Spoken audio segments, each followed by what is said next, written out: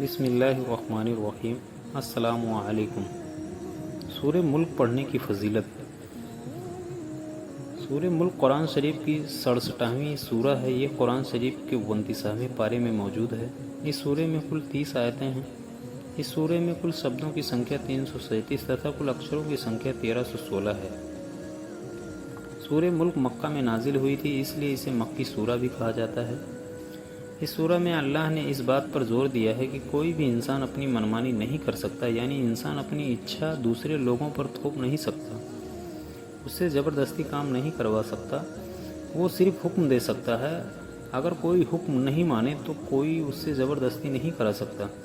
قیامت کے دن سورہ ملک پڑھنے سے آپ کے گناہ معاف ہو جاتے ہیں۔ ایک حدیث کے مطابق پیغمبر حضرت محمد صلی اللہ علیہ وسلم نے لوگوں سے ہر رات کو بستر پر جانے سے پہلے سورہ ملک کو پڑھنے کی نصیحت دی تھی۔ انہوں نے کہا تھا کہ ایسا کرنے سے آپ کو قبر کے عذاب سے نجات ملے گی۔ سورہ ملک پابندی سے پڑھنے والے شخص کے لیے جنت کے دروازے کھل جاتے ہیں۔ سورہ ملک روزانہ پابندی سے پڑھنے والا شخص اللہ کی طرف سے انعام کا حقدار ہوگا۔ سورہ ملک ہمارے ایمان کی حفاظت کرتی ہے اور ہمیں صحیح راستوں پر جانے کی نصیحت دیتی ہے۔ جو شخص ہر رات کو سورہ ملک پڑھ کر سوئے گا، اس کی حفاظت ایک فرشتہ کرے گا، وہ رات بھر اسے برے وسوسے سے بچائے گا۔ سورہ ملک پڑھنے والا شخص کبھی گمراہ نہیں ہوگا، اللہ اسے گمراہی سے بچائے گا۔ سورہ ملک پڑھنے سے آپ کی دعا جلد قبول ہوتی ہے۔ زندگی میں حوصلہ بڑھانے کے لیے روزانہ سورہ ملک کی تلاوت کیا کریں۔ سورہ ملک کو پڑھنے سے آپ کا دل اور دماغ شانت رہتا ہے، دماغ سے ٹینشن نکل جاتی ہے اور زندگی میں خوشحالی آتی ہے۔ ویسے تو قرآن کی کوئی بھی آیت یا سورہ کو یاد کرنا مشکل نہیں ہے، ہر سورہ کو یاد کرنا آسان ہے، بشرطے آپ کا دل اور دماغ صرف اللہ کی طرف ہونا چاہیے۔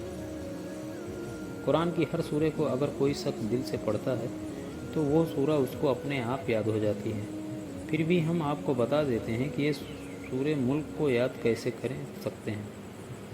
سب سے پہلے تو سورہ ملک پڑھنے کا ایک وقت طے کیجیے، ایسا وقت جس میں آپ کے دماغ میں کوئی دوسری چیز نہ چل رہی ہو۔ زیادہ تر ایسا وقت رات میں ہوتا ہے یا صبح جلدی کا وقت ہوتا ہے۔ پھر بھی آپ اپنی سہولیت کے لیے حساب سے ایسا کوئی ایک وقت نکال لیں۔ اس وقت پر روزانہ سورہ ملک کی تلاوت کریں اور اس کی ہر لائن کو دھیرے دھیرے تسلی سے پڑھیں۔ انشاءاللہ آپ کو سورہ ملک جلد ہی یاد ہو جائے گی۔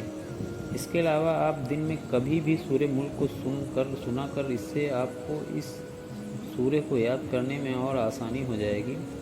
سورہ ملک میں بہت ساری اچھی باتیں بتائی گئی ہیں، لیکن اس کے ساتھ ساتھ اس میں انسانوں کے لیے ایک سبق بھی بتائے گئے ہیں۔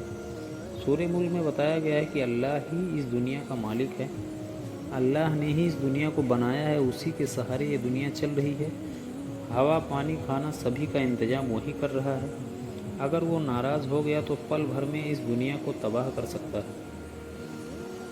سورہ ملک انسانوں کو یہ نصیحت دیتا ہے کہ وہ اللہ کے بتائے راستوں پر چلیں اور غلط کاموں سے بچیں، نہیں تو اس کا انجام بہت برا ہوگا۔ کل ملا کر سورہ ملک میں یہ ہدایت دی گئی ہے کہ اللہ ہی سب کا مالک ہے، انسانوں کو اس کے بتائے حکموں کا پالن کرنا چاہیے، نہیں تو اللہ سب کچھ ختم کر دے گا۔ سورہ ملک میں یہ بھی بتایا گیا کہ جو لوگ اچھا کام کرتے ہیں اور دنیا میں رہتے اللہ سے ڈرتے ہیں، انہیں انعام دیا جائے گا اور اللہ پر ان کی رحمت برسے گی، اور جو برا کام کریں گے اس کو سزا بھی ملے گی۔ اللہ سورہ ملک میں ایسے لوگوں کو چتاونی دیتا ہے اللہ ہے کہ جو اللہ کو نہیں مانتے اور بتوں کی پوجا کرتے ہیں، ایسے لوگ بھینکر عذاب کا شکار ہوں گے۔ سورہ ملک پڑھ کر ہمیں یہ اندازہ لگ ہی جاتا ہے کہ اللہ ہی سب سے بڑا ہے اور انسان اس کے سامنے کیڑے مکوڑوں کی طرح ہے۔